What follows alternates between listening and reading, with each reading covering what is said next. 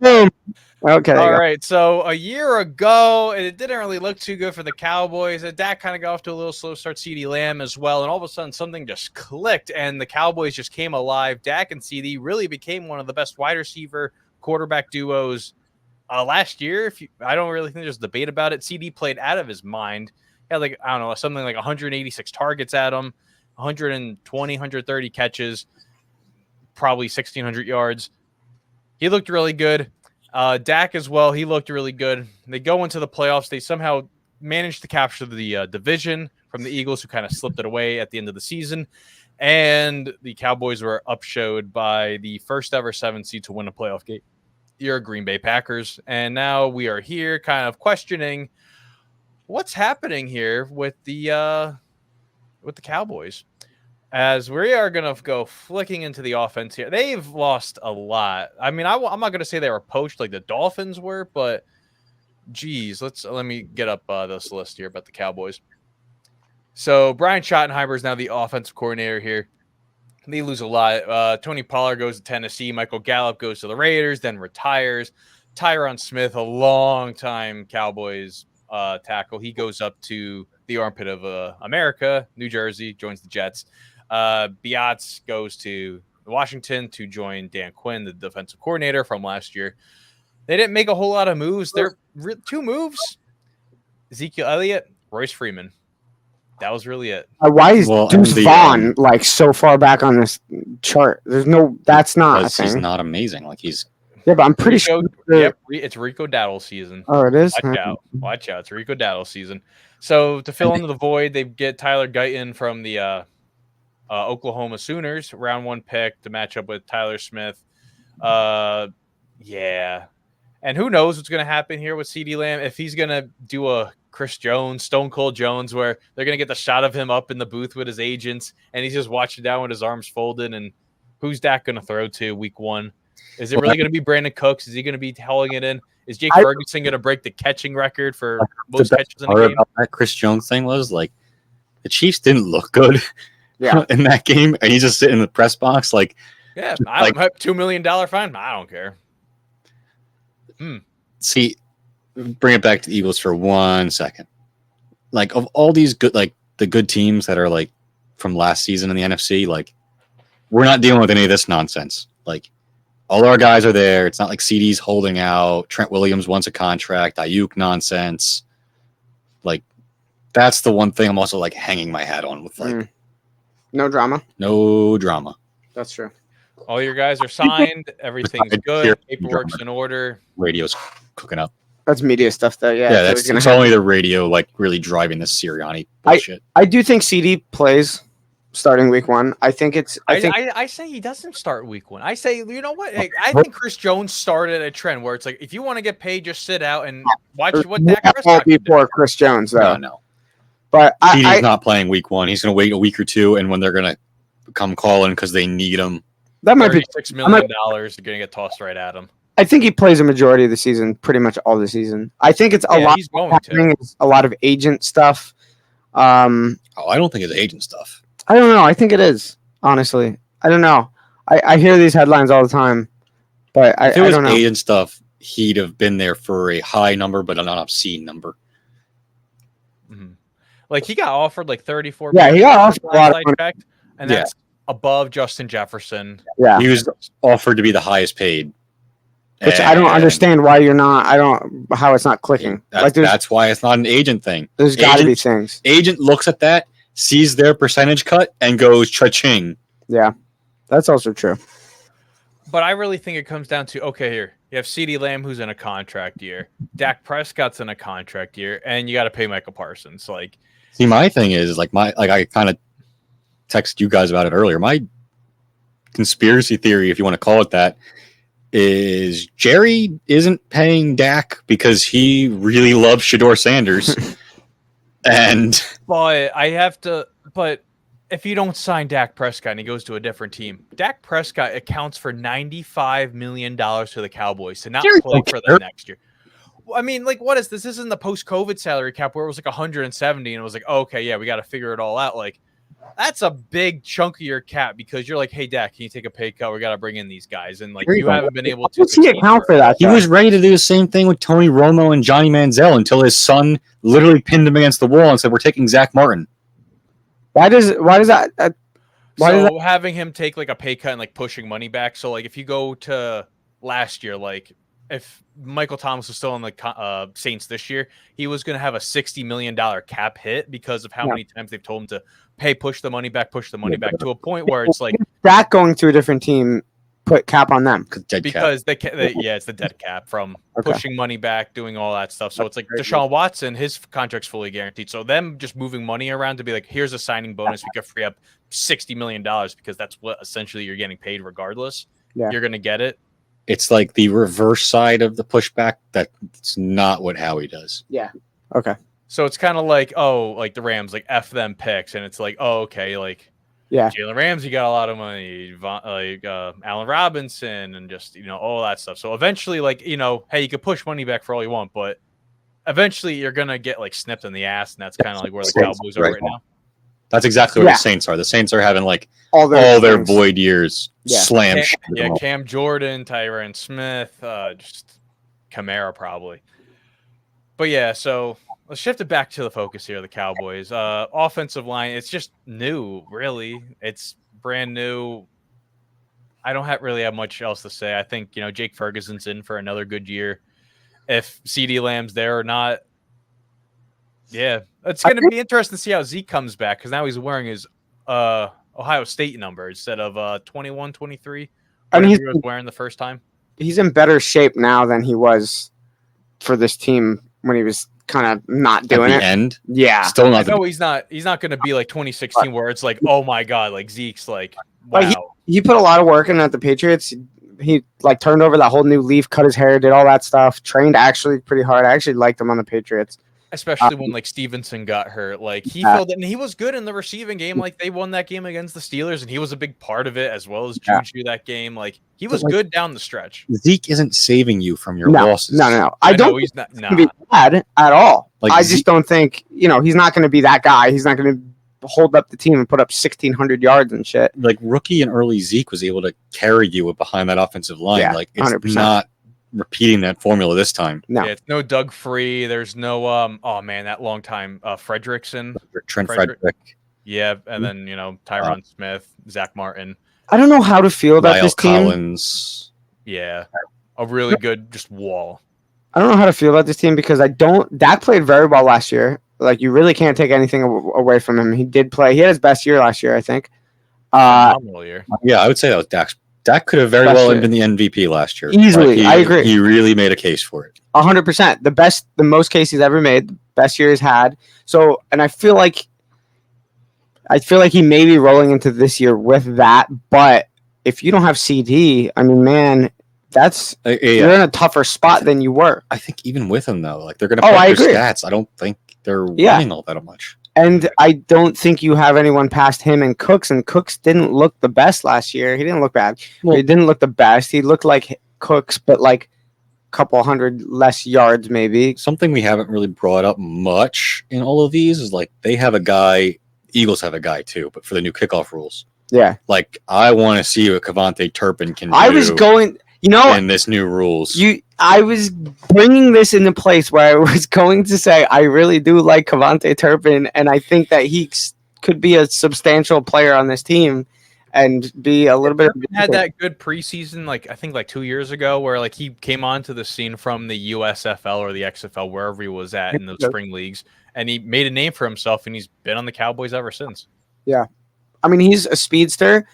I mean he's a guy you can use. If you remember that really dumb play where Zeke just got run over, that play was supposed to go to him when they pitch it back. Yeah. You could see it. It just never got close.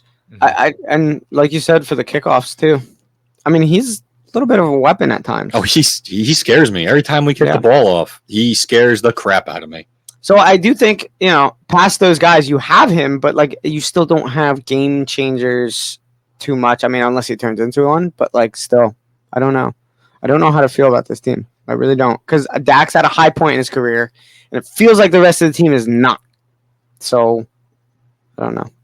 let's shift over to the defensive side of the football here, where let me read off of who else they lost. So the Cowboys also ended up losing Dorrance Armstead, Dante Fowler. I mean, all these guys just went to they went back to Washington.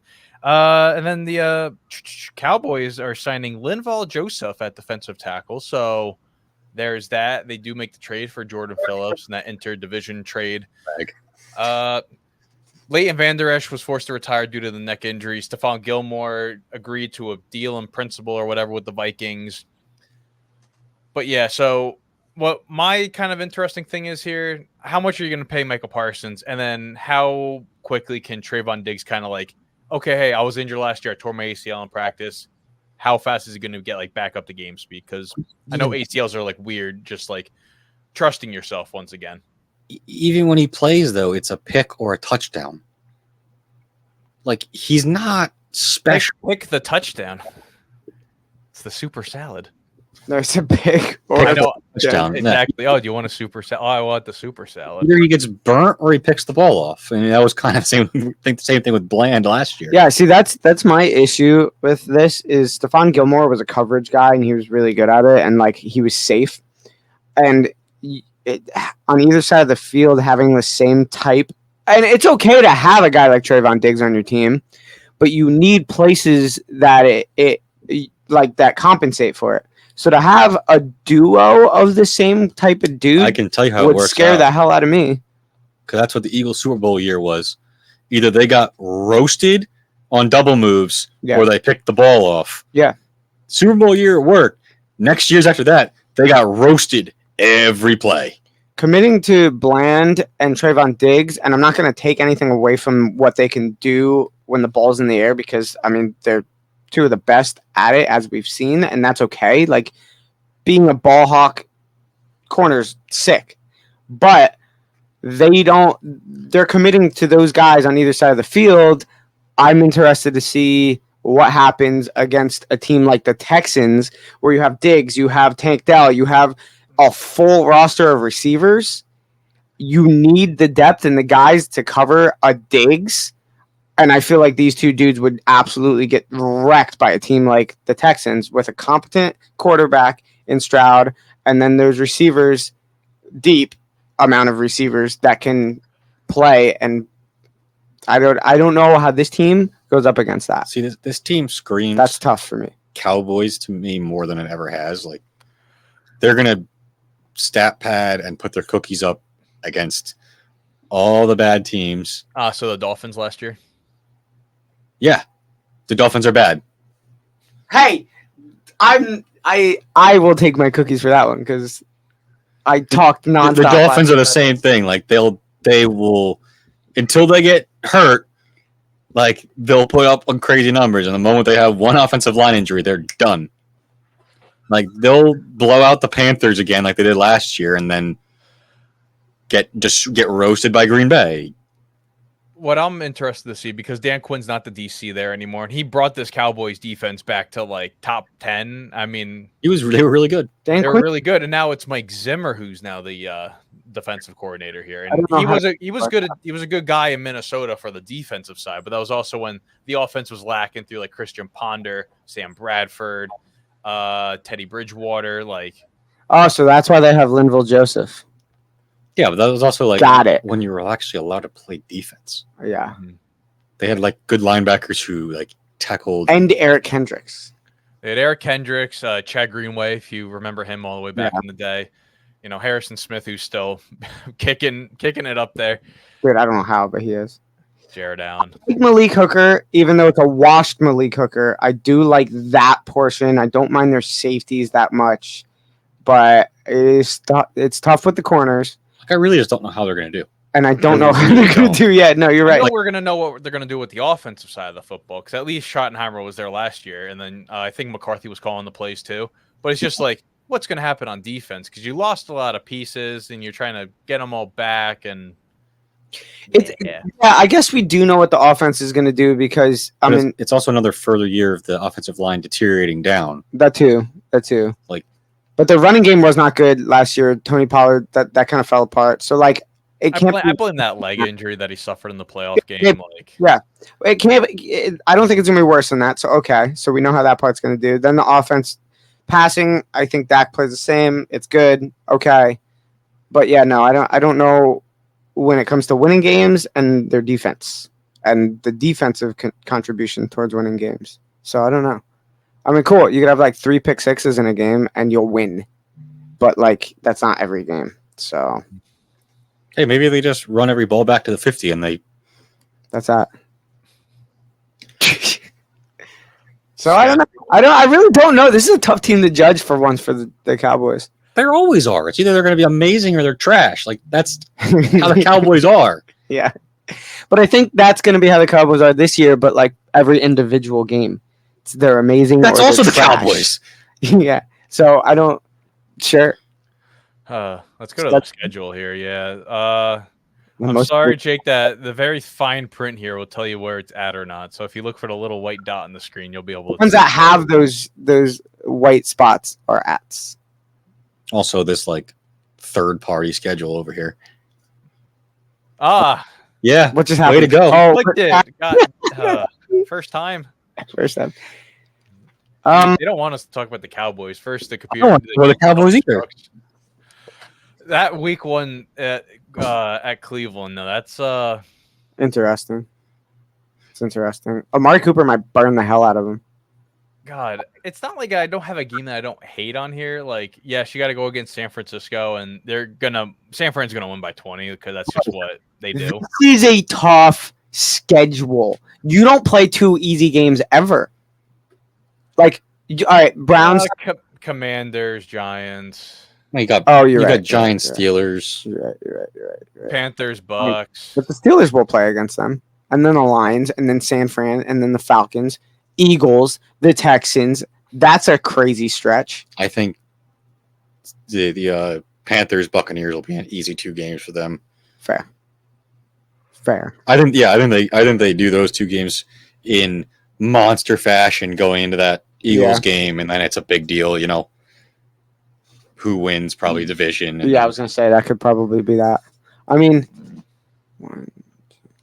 I don't know what number I can honestly put on this. I really don't. I'm not doing a number. I just think it's I think it rivals the Eagles. I think it's just kind of the same as the Eagles, but that's how it was last year, and that's how it was every year. It's so it is just what it is. I mean, that's when we did our season predictions last year. I picked the Cowboys, and I think all of you picked the Eagles. I picked the Cowboys, and I specifically said they will end with the same record, but the Cowboys will have the tiebreaker. They'll win the division. That was my pick last year. I think I said like I could go either way on both the NFC West and NFC East. Like I could see either of the 2 teams winning both of those, and then that just basically plug and play for the playoff bracket. But I may say this year they both have the same record, but the Eagles take the tiebreaker. So like we're just in the same spot for me personally. I think there's a lot of question marks for us, but I think there's way more question marks for them. And I think I don't think it comes down to a tiebreaker. I think the question marks for you guys are more individual, where the question marks for the Cowboys are more broad and more of a wider spectrum of like, how does the entire defense do? You know, so or can the offense succeed without like stuff like that? You know, you guys, it might be individual and that's okay because you have the rest of the team, but like